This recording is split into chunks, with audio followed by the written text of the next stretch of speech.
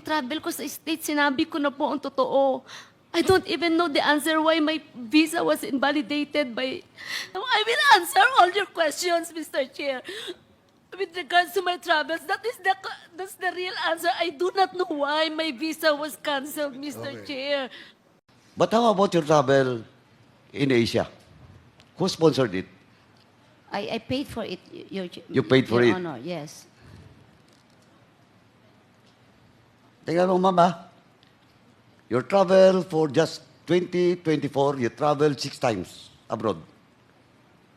Just in 2024. Tapos, yung travel mo 2023 is 13 times. You travel 13 times abroad. 2020. 13 times. This is a record coming from the Bureau of Immigration, Madam. You cannot deny this. Iba't ibang lugar, may Kuala Lumpur, may ano. In the next hearing, tatanungin pa kita po para at least papaunanan kita. Pero sa ngayon, ang tanong ko lang po, who sponsored you? How can you afford to travel 13 times in just 1 year? You're not anymore an official of the government. This is an official travel. Oh, where did you get? Where did you get? Ma'am? Oh, you want to have an executive session? No, Your Honor. No? Also, answer me. Always I set you in contempt. I paid for it, Your Honor. Yeah, you paid for it. How much is your, ano? How much is your, can you provide us? Are you willing to have a waiver for your bank accounts? No, Your Honor. No. Why? Because you're not telling the truth. You are hiding something. Ito, initial pa lang, mama. Oh. You travel 13 times. Ibig sabihin nun, more than every month you travel outside in the country. Now, last question ko, ma'am. What is, eto mama, diretso kita, what is your latest travel abroad? When was that? When was that? Japan, Your Honor. Japan? Hindi, your purpose of your travel. USA, Your Honor. O USA. Now, pakiano lang, what happened with the travel? Okay, I have to travel to USA to Why? to bring my daughter in the US Why? because of this exposure. When was that? When was that? 28 last. When was ano that? ngayon sa September, August, Mr. Chair. Eh, ang daming August, 30 days yung August. 28. Hindi, ganito lang po, ma'am. 28. Diretsuhin kita. Oh, 28. your plan to travel in the US was August 28. That was the time that the Squadcom was already started, di ba? The investigation. Yes, Your Honor. And your name was already crop up. Yes, Tama? Your Honor. Oh. Now, in short, you're using that alibi to bring your daughter to the US to evade this investigation. No, Your Honor. No, okay. Anong nangyari? Ba't hindi ka naka-US? Ba't nandito ka ngayon? My visa, US visa was canceled. Why? Hindi po sinabi sa akin ang reason why. Hindi sinabi? You never asked? I asked, but Japan in charge on the desk did not tell me the No. reason. No. Kasi papasok ka sa US, di ba? Kasi kung hindi ka tinanggap ng Japan, that is the responsibility of Japan. But you were not allowed, di ba, to go to US because what? It was not explained to me by the in charge sa Japan po. Kasi nung mag-check-in po kami, Check-in for kukuha going ng to? ticket. Kukuha po ng ticket, Japan to I know. US. You yeah. don't have a ticket yet. Yes, Your Oh, Honor. kaya nga eh. Kaya you want to travel to the US, but you don't have a ticket? Oh, no, No. We Di ba, have- inamin mo na eh. no, Your Honor. Ang ticket namin is all connecting. Nung Oh. magbo-board po ako, para kung mag-check-in kami for the seat, I wasn't able to get a seat kasi nag-error na yung system. So Sandali. we sought the Balikan ko assistance. muna. Yes po. So yung travel mo is from the Philippines connecting Japan to Japan. US. Yes, Your Honor. You have a ticket Philippines, Japan, US. Yes, Your Honor. Are you sure of that? Ang binigay po ng... Sandali. Tatanong kita. Simple na to, ma'am. Do not Yes. evade my question. Okay, yes, Your Honor. Your ticket is, as you have said, your ticket is Philippines, Japan, US. Yes, Your Honor. Oh, but you were not allowed. Yun na, may ticket ka. Sigurado ka, Philippines, Japan, US.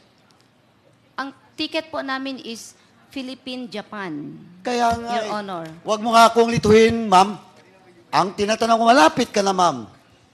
Ang tinatanong ko kanina, yung ticket mo is only Philippine, Japan. Sabi mo hindi. Philippine, Japan, US. You get a ticket in Japan for US. Boarding pass po yung kukunin na namin sa Japan. Ay, Hindi po nako. ako nakakuha, Anyway, Your Honor. do you have a copy of that? Wala na po, Your Honor. O, BID, DFA. Anong airlines? O, hindi mo na naman masagot. Simpleng-simple yan. It happens last 2 weeks ago. Sige nga. Kasi you're lying, ma'am. No, Mr. Chair. You are lying. Okay. Now, question, your ticket. Anong airplane? Oh, you cannot answer? Simple-simple. Something happens in Japan.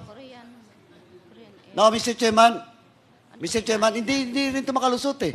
Kasi pag tinawag kong DFA, alam ng DFA. Japan, I think it's Japan airline. That's why we landed Why in I Japan. think na naman. Kanina, maybe. Now, I think. It is Japan airline, Mr. Chair. From the Philippines, I'm very sure of it na. I can recall it, Japan airline. from the Philippines To Japan. to Japan, then what airlines supposedly to the US? It's the same. It's Japan airline. Japan Airlines. Oh, kaya nga, dalawa na, twice na. Last ko na mamaya na tanong.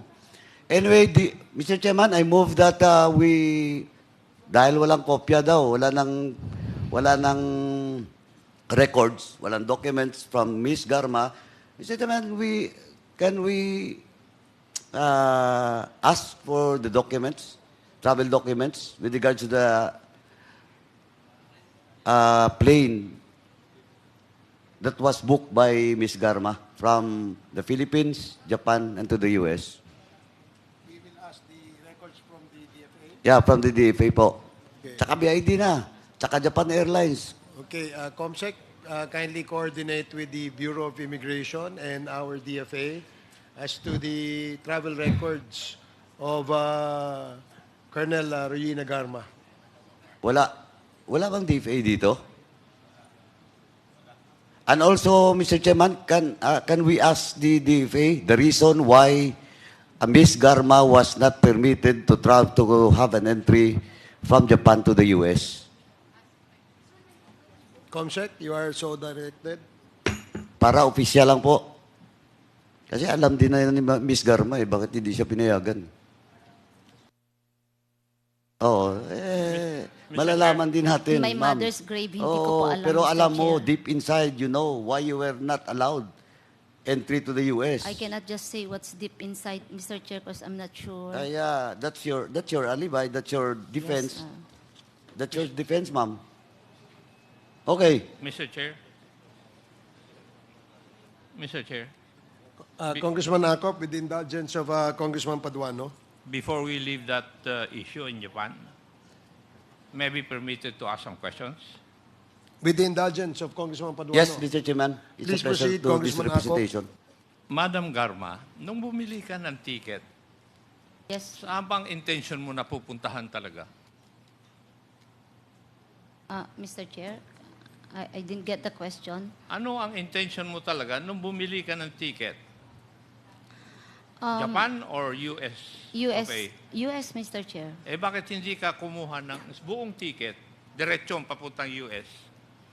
Why do you have to procure a ticket doon sa Japan? No, Mr. For Chair, the I US. did not procure a ticket sa Japan. I procured the ticket So, already. stopover mo lang Stopover lang po ang Japan. ang Japan. And Yes, you were not allowed to board papuntang US. Kasi po Ganun ba yun na nangyari? Yes, Mr. Chair. Hindi ako makakuha ng boarding, ano po. Boarding pass? Yes, Mr. Kasi Chair. yun naman ang kailangan mo eh. Yes. Di ba? Yes, Mr. Kasi may Chair. schedule na flight papuntang US. Nakasakay ka ron. Stopover sa Japan. Yes, Mr. Chair. How many hours? 10 hours, Mr. Chair. 10 hours. Yes po. So, nung magbo-board ka ng Japan Airlines for the US, hindi ka na pinapasok. Yes, Mr. Ganon Chair. na nangyari. Opo, Mr. Chair. That is the reason why, according to records, 29 August, nakabalik ka na dito sa Pilipinas. Yes, Mr. Chair. Thank you. Again, can you state when was the date or the year that you retired?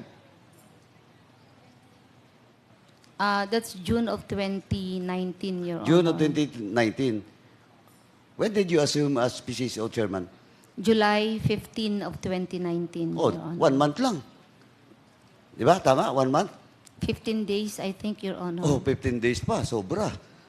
Now, during the interpellation, Mr. Chairman, ng mga members kanina, Ma'am Garma, Miss Garma, keep on denying that he is close to the former president. Di ba? Kasi sabi mo lang lagi, maybe. Binigyan ka ng posisyon, tingnan mo. You check the record.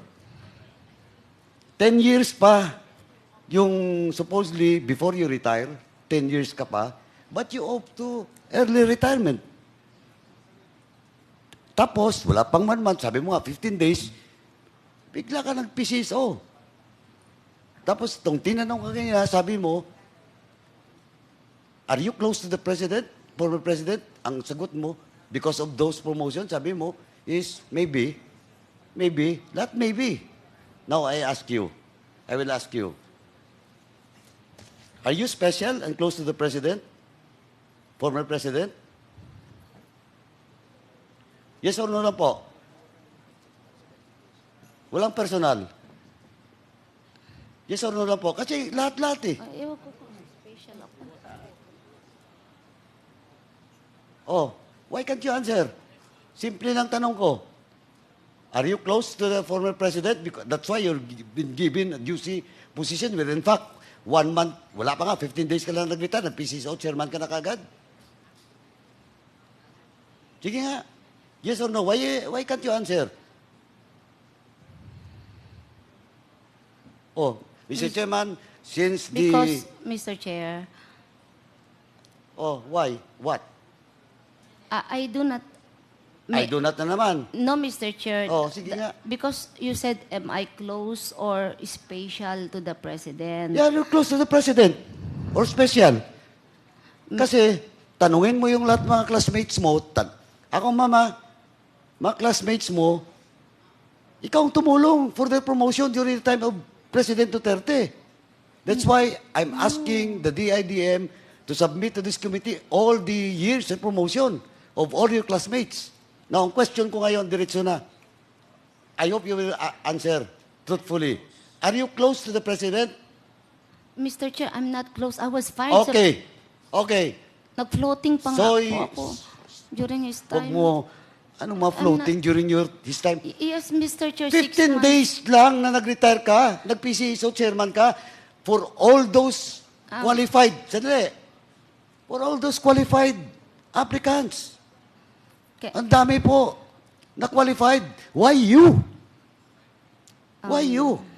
And though, the fact is, Mayor Osmeña is keep on insisting, kaya nag-OIC ka lang kasi he never choose you in the list. Tama? O na ang question ko ulit. Last na lang to, ma'am. Are you close and special to the President? For me, Mr. Chair, I don't feel close and special. Okay, now, Mr. you're Chair. lying. Because... You're lying, ma'am. Can I explain, Mr. Chair? Of course, explain. You know, there was once in my career na siya ang mayor, nag-floating po ako 6 months, I don't have any position. Ma'am, when was that? That was in 11. No, that Mr. was Chair, way, floating- way back. Way back, ma'am. Nag-floating po ako. But before he became President of this Republic, you're very close to the President. Before your assignment in Cebu, you're very close to the President. Before you retire, you're very close to the former President. And now you're talking to this committee. You're telling us that you're not close to the president. That's only a simple question. Now you deny. You said no. You said no. Oh, Mr. Chairman. Can I, Mr. Chair? Kanina pa kita pinapa-explain. Pabalik-balik lang tayo. Yeah. Okay, given you were floated. Yeah. Kasi, 2011. yes, Mr. Oh, but after that, Ah. lahat na position mo, juicy. Can You I, can never stay. Palipat-lipat ka doon sa Davao and you will not be deployed as CIDG in Region 7. You cannot be deployed even the opposition of the mayor that time, Mayor Peña, if you're not close to the president. You're telling me that it's the Chief PNP? Now, kung Chief PNP, bakit nung nag-retire ka, 15 days after, PCHO chairman ka, if you're not chosen, if you're not close, if you're not special to the president? Oh. Oh, why you're not answering? perhaps, Mr. Chair, I am special. Perhaps ka na naman.